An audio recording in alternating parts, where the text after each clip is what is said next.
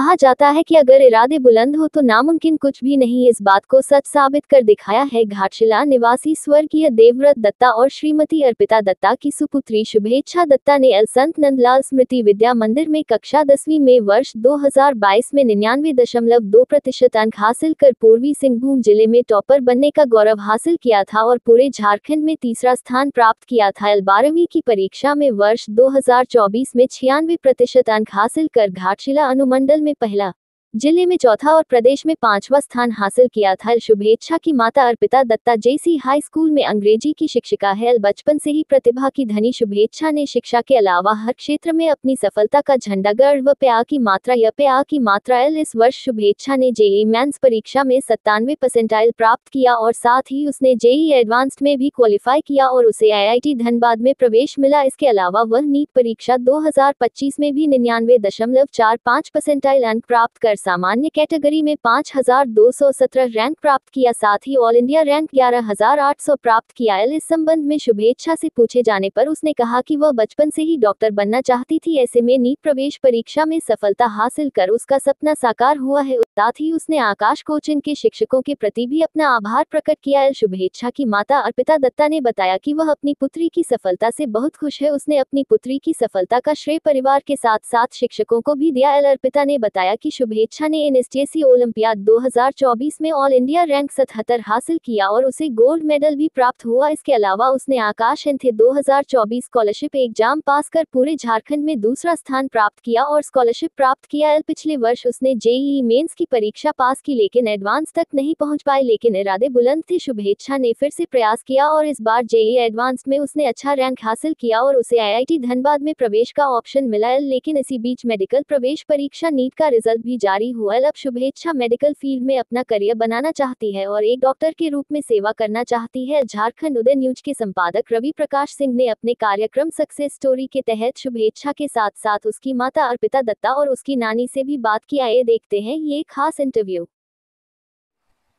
हम दोनों एग्जाम ही अपने अपने जगह में बहुत ही टफ है, पर दोनों में फिजिक्स और केमिस्ट्री कॉमन है।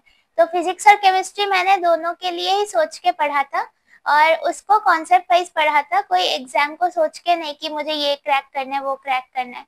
और रहा मैथ्स, तो मैथ्स मेरा फेवरेट सब्जेक्ट है, तो वो मेरा थोड़ा सा प्रैक्टिस करने से ही क्लियर हो जाता था। तो एडवांस के लिए मैथ्स भी हो गया और बायोलॉजी, तो बायोलॉजी भी मेरा फेवरेट सब्जेक्ट है। तो बायोलॉजी क्योंकि कॉन्सेप्चुअल है तो बस रीड करने से और समझने से हो जाता है, तो मैंने इस तरह से मैनेज कर लिया। तो कितने साल पहले यानी किस क्लास में आप थी उसमें से आपने तैयारी शुरू किया? मैंने 11th स्टैंडर्ड से शुरू किया इसके लिए पढ़ना। और इसके लिए कहाँ से आपने कोचिंग की है? इन एग्जाम्स को क्रैक करने के लिए मैंने आकाश जमशेदपुर से कोचिंग लिया था और वहीं से मैं डाउट सॉल्व करती थी, टेस्ट देने जाती थी, तो वहाँ से मुझे बहुत हेल्प हुआ और साथ सेल्फ स्टडी भी बहुत हेल्प हुआ और बुक्स भी मैं फॉलो करती थी। वही स्कूल ने भी हमेशा सपोर्ट किया और प्रिंसिपल मैम ने और कुछ टीचर्स ने हमेशा मोटिवेट किया कि नहीं तुम कर सकती हो, तुम में वो कैलिबर है। तो उससे बहुत ही कॉन्फिडेंस आया, क्योंकि मैं डिमोटिवेटेड हो जाती थी कि मुझसे होगा या नहीं होगा। मेरे फैमिली मेंबर्स ने भी हमेशा मुझे सपोर्ट किया कि तुमसे ज़रूर होगा, तुम ट्राई तो करके देखो, और सच में हुआ। कोचिंग को छोड़ के और टेस्ट को छोड़ के मैं हर रोज़ 5-6 घंटे तो ज़रूर सेल्फ स्टडी करती थी और बुक्स जो नोट्स मिलते थे उनको फिर से रिव्यू करना, टेस्ट में क्या गलती हुई है उनको एनालाइज करना, उसके लिए भी टाइम रखती थी दिन में। पहले तो मैं थोड़ी डरी हुई थी एडवांस, क्योंकि वर्ल्ड का सेकंड टफेस्ट एग्ज़ाम होता है, तो मुझे बहुत डर लग रहा था कि मैं कर पाऊंगी या नहीं। पर मम्मी ने कहा कि ज़रूर तुम कर पाओगी। मुझे लगता था मैं एग्ज़ाम दूंगी, मेरे को कॉन्फिडेंस नहीं है, पर इनको इतना कॉन्फिडेंस है, तो उससे मुझ में और फ्यूल आया और मैंने जितना हो सके खुद से ट्राई किया और मैं क्वालिफाई कर पाई। आकाश का मॉड्यूल के अलावा मैंने मेरे एनसीईआरटी बुक्स को फॉलो किया, उसके साथ ही एमटीजी पब्लिकेशन की भी बुक्स फॉलो किया। ऑर्गेनिक केमिस्ट्री के लिए भी एक शर्मा पब्लिकेशंस का बुक था, वो मैंने फॉलो किया, जिससे मुझे बहुत हेल्प हुआ। नीट एग्जामिनेशन क्योंकि बहुत ही ज़्यादा कॉम्पिटिटिव एग्जामिनेशन है, पूरी कंट्री में अराउंड 22 लाख बच्चे इस एग्ज़ाम को देते हैं, बट क्वालिफाई सिर्फ पहले 25,000 ही होते हैं, तो इसमें सिलेक्शन रेशियो बहुत कम है, तो इसमें कंपटीशन ज़्यादा है, मतलब उतना डिफ़िकल्ट है। पिछले साल तक तो इजी ही आता था पेपर, बट इस साल से पैटर्न भी चेंज हो गया, इस साल से एडवांस लेवल का हो गया है पेपर, तो इसीलिए ये ज़्यादा डिफ़िकल्ट लगता है, बट अगर सही स्ट्रैटेजी से करें तो इसको भी कॉन्कर किया जा सकता है। मैंने जेईई दिया था क्योंकि मुझे अपने करियर ऑप्शंस को वाइडर रखना था, और क्योंकि मैथ्स मेरा फेवरेट सब्जेक्ट था तो मैं उसे छोड़ना नहीं चाहती थी, तो क्या मैं इसके लिए एलिजिबल हूँ, क्या मैं क्लियर कर सकती हूँ, इसीलिए मैंने जेईई का एग्जाम भी दिया और नीट भी दिया, क्योंकि बायोलॉजी भी मेरा फेवरेट था। पर चूंकि अब मैंने दोनों क्लियर कर लिया, तो मेरा मन है कि मैं मेडिकल फील्ड में ही जाऊँ, क्योंकि बचपन से वही मेरा ड्रीम था। तो ये मेरे लिए सिर्फ ड्रीम नहीं है, ये मेरे लिए एक गोल था लाइफ के लिए, क्योंकि मेरे नाना जी को हमेशा से ये सपना था कि वो मुझे व्हाइट कोट में देखे एज अ डॉक्टर। वो कहते भी थे कि मैं इसे बस एक कॉलेज, मेडिकल कॉलेज तक जाता देखो बस, पर मेरे नाना जी का वो सपना नहीं पूरा हुआ। क्लास 8 में ही मैंने उनको खो दिया, तो मेरा ये एक इमोशनल एंगल से भी गोल था कि नहीं, किसी भी तरह से मुझे एक अच्छी पोजीशन में पहुंचना है, तो इसलिए ये मैंने जी जान लगा दी इसको फुलफिल करने के लिए। मम्मी ने और नानी ने भी बहुत सपोर्ट किया, जितना हो सके हमेशा मुझे सपोर्ट किया, तो मैं इन सब का बहुत शुक्रगुजार हूँ। शायद आप नाम मेरा देख रहे होंगे रिजल्ट में, पर इस रिजल्ट के पीछे बहुत लोगों का कंट्रीब्यूशन है। रिजल्ट मैंने सुबह उठकर ही मैंने देखा, गूगल में अपडेट आया कि जेईई एडवांस रिजल्ट डिक्लेयर्ड, तो मैं बहुत नर्वस हो गई थी कि नहीं पता क्या होगा, तो मैंने ओपन किया, वेबसाइट क्रैश कर रहा था, सबको ही लग गए थे एकदम चेक करने में। फिर मैंने अचानक से देखा कि यू आर क्वालिफाइड और सीआरएल रैंक दिखाया, जिसमें मैं किसी भी अच्छे आईआईटी में एडमिशन ले सकती हूँ, तो ये देखकर मुझे बहुत अच्छा लगा। तो आपने पहले किसको खबर किया? पहले तो मम्मी और मैं ही चेक कर रहे थे, तो मम्मी को भी बहुत खुशी हुई, फिर मम्मी ने नानी को बताया, तो हम सब बहुत खुश थे, रिलेटिव्स को बताया। और नीट का जब रिजल्ट आया था? नीट के रिजल्ट के वक्त तो मैं घर पे थी, मम्मी स्कूल पे थी, तो मैं तो एकदम, मेरे हाथ कांप रहे थे कि नहीं पता क्या रिजल्ट आएगा। फिर मैंने चेक किया तो मैंने देखा कि हाँ, अच्छा रैंक आया है और परसेंटाइल भी अच्छा है, तो तब मैं बहुत खुश हुई। मैंने जल्दी से फोन किया, मम्मी को बताया, नानी को बताया, सब बहुत खुश हुए। अर्पिता जी, आप जैसे स्कूल में शिक्षिका हैं, तो जब आपको पहली बार आपकी बेटी ने बताया, एडवांस का तो रिजल्ट आप देख चुके थे, जी सर। नीट का जब रिजल्ट बताया तब आप स्कूल में थे, कैसा फर्क मैं देखा? असल में स्कूल से निकल चुकी थी सर, मैं स्कूल के नजदीक ही थी, ऑन द वे थी, घर की ओर आ रही थी, तो थोड़ी देर के लिए तो सर एक पता था, टेंटेटिव डेट अनाउंस था कि 14 जून को आ सकता है, लेकिन कभी कभी एनटी आगे पीछे भी करता है डेट, तो इसलिए थोड़ा लग रहा था आ भी सकता है, नहीं भी आ सकता। लेकिन जब मैंने इसका कॉल देखा दोपहर में, तो मुझे लगा कुछ तो बात है, और मैंने ऑन किया, उसने बताया कि मम्मी मेरा ये रैंक है और परसेंटाइल है। देन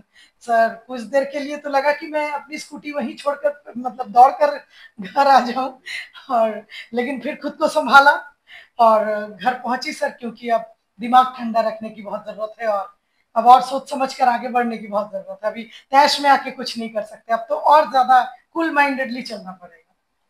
सर अगले दिन ही फादर्स डे था, रिजल्ट के अगले दिन ही फादर्स डे था, और सर कोई शुभेच्छा बड़े होकर स्कूल में अच्छे से पढ़ाई कर रही है, रिजल्ट कर रही है, तब जाके पापा ने कहा, ऐसा नहीं था सर।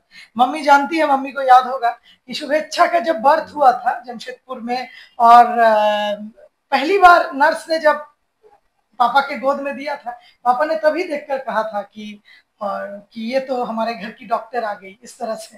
तो हम लोग ऐसे कैजुअली लेते थे कि नाना नानी दादा दादी तो कहते ही हैं, लेकिन शुभेच्छा ने इस बात को बहुत सीरियसली लिया, और पापा के जाने के बाद इसको बहुत ज्यादा सीरियसली लिया सर। खैर पिछले साल थोड़ा सा उसका कॉन्फिडेंस डगमगाया था, क्योंकि कट ऑफ वगैरह के चलते, और कुछ डिस्पैरिटीज थे, तो इसीलिए, और पीसीएमबी भी था सर, तो उसको था कि मैथ और बायो जब दोनों है तो क्यों सर कि उसने जेई और नीट दोनों दिया। मेडिकल फील्ड तो है चैलेंजिंग और उसमें इंटर करना भी बहुत चैलेंजिंग है, पर इसमें जो रेस्पेक्ट है, क्योंकि डॉक्टर एक नोबल प्रोफेशन है, सभी प्रोफेशंस की ज़रूरत है, बट जब कोई डॉक्टर बनता है तो लाइफ बचाने का मतलब इस तरह से पब्लिक का सेवा करना आई थिंक और किसी तरह से पॉसिबल नहीं है। तो तब से मेरा था कि मैं डॉक्टर ही बनना चाहती हूँ और लोगों की सेवा करना चाहती हूँ, ना सिर्फ ऊपर उच्च वाले दर्जे के लोग, बट जिनके पास अच्छी मेडिकल सर्विसेज नहीं पहुंच पाती है इकोनॉमिक रीजन से, उनको भी मैं हेल्प करना चाहती हूँ। आपकी पढ़ाई संत नंदलाल स्मृति विद्या मंदिर से हुई और स्कूल का क्या एक्सपेक्टेशन था जब आपने स्कूल को कवर किया होगा कि मैं नीट में मैं जे एडवांस, तो क्या रिएक्शन था? स्कूल में बहुत खुश हुए सभी, सबने बहुत कॉन्ग्रेचुलेट किया। प्रिंसिपल मैम ने भी मुझे कॉल करके बेस्ट विशेस दिए और बहुत सपोर्ट किया। और मेरी 12th में टीचर थी सुमिता मिस, उन्होंने भी मुझे बहुत सपोर्ट किया, हमेशा मोटिवेट किया। तो और सभी टीचर्स का मैं बहुत शुक्रगुजार हूँ। सबने कहा था कि तुमसे होगा, तुम ट्राई करो ना। तो मैं बहुत thank you to all of them. अभी स्कूल तक तो ठीक है, घर से स्कूल, स्कूल से घर, बट अभी कॉलेज एक अलग ही डायमेंशन है। तो और शायद मैं अच्छे से इंटरेक्शन करना सीख पाऊंगी, वर्ल्डली नॉलेज होगा मेरे को कैसे चलना चाहिए वर्ल्ड में। अब तक तो मैं घर में थी, लोगों के मतलब मम्मी नानी यही लोग मुझे हमेशा संभाल के ये करो वो करो, बट अभी शायद मुझे खुद से इंडिपेंडेंट होना भी सीखना पड़ेगा। तो ये मदर का कितना सपोर्ट रहा है, क्योंकि वो स्कूल में टीचर है, तो कैसे टाइम दे पाती थी आप? हाँ, मम्मी ने मुझे बहुत सपोर्ट किया। स्कूल का काम रहता था बहुत, पर फिर भी कभी मुझे नेग्लेक्ट नहीं किया। मुझे जहाँ ज़रूरत है, जहाँ एग्जाम है मेरा, हमेशा किसी ना किसी तरह से मैनेज किया और मुझे लेके गई वहाँ। तो मेरा मम्मी का स्कूल है, इसलिए कभी मेरा मिस आउट नहीं हुआ कुछ, सब कुछ मैं कर पाई, एग्जाम्स सब कुछ अच्छे से दे पाई। मैडम, एक लंबे स्ट्रगल के बाद आपका भी एक स्ट्रगल भरा इतिहास रहा है और आज उस पर एक जो भी एक पूर्ण विराम हम हिंदी में बोलते हैं लगा है कि एक सफलता तक पहुंची। तो पहले हम ये जानना चाहेंगे कि आप कैसा फील कर रहे हैं? सर मतलब बहुत सालों का प्यासा जब अचानक पानी मिले, या बहुत दिनों तक अंधेरे में रहने वाले को अचानक अगर किरण दिखे, तो लेकिन सर संघर्ष में जीने का एक फायदा ये है, मतलब कि आप बहुत ज्यादा आउट ऑफ कंट्रोल नहीं होते हैं, पैर हमेशा सर जमीन पर टिका रहता है। तो बेटी के लिए आगे बढ़ने का एक दरवाजा खुला है, लेकिन मैं ये बिल्कुल नहीं भूल रही हूँ या भूलना चाहती हूँ कि आगे का रास्ता भी काफी लंबा है, जर्नी काफी लंबी है। और नीट की तैयारी तो कुछ भी नहीं है सर, मेडिकल की जो पढ़ाई है वो बहुत ज्यादा टफ होता है। जिंदगी के सारे आयाम, सारे एस्पेक्ट से जिंदगी को देखना पड़ता है। एक सबसे बड़ी बात है सर, मैं किसी प्रोफेशन को मैं भी नहीं छोटा कर रही, लेकिन एक डॉक्टर सर, एक मरते हुए को जिंदगी वापस करना, एक जाते हुए को वापस ले आना, मैंने खोया है सर। इसलिए मैं जानती हूँ काश मेरे पापा भी वापस आ गए होते, या शुभेच्छा के पापा भी कहीं से उनको भी ट्रीटमेंट मिला होता, तो कितनी जल्दी चले गए ये लोग, शायद कुछ साल और जी पाते।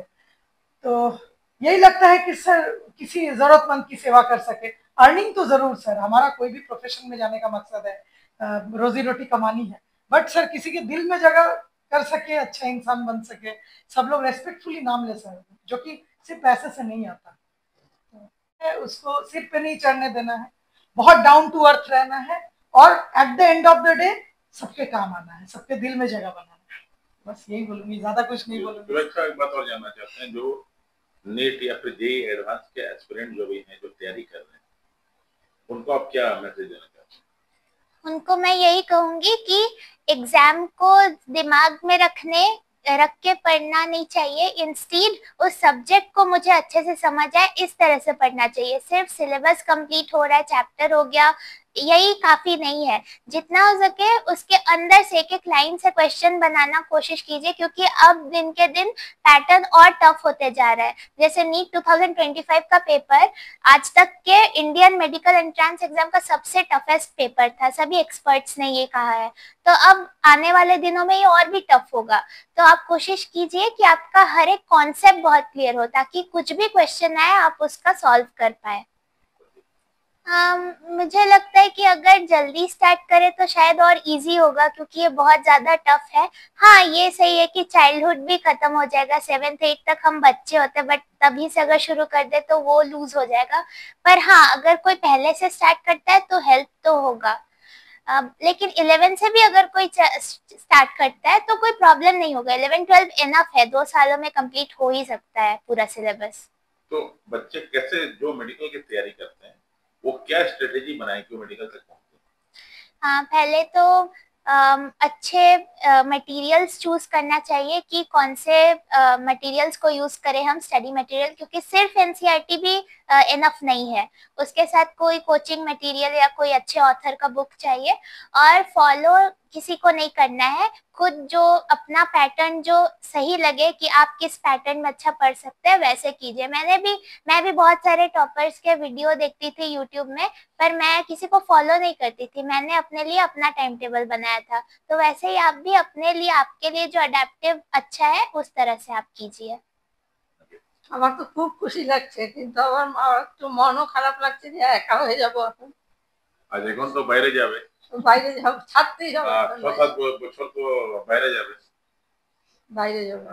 কিন্তু কত গর্বের বিষয় এটা কি আপনার যে নাতনি যে আছে অনেক গর্বের বিষয়, অনেক গর্বের না? আচ্ছা, দেখুন কিরকম লাগছে আপনাকে?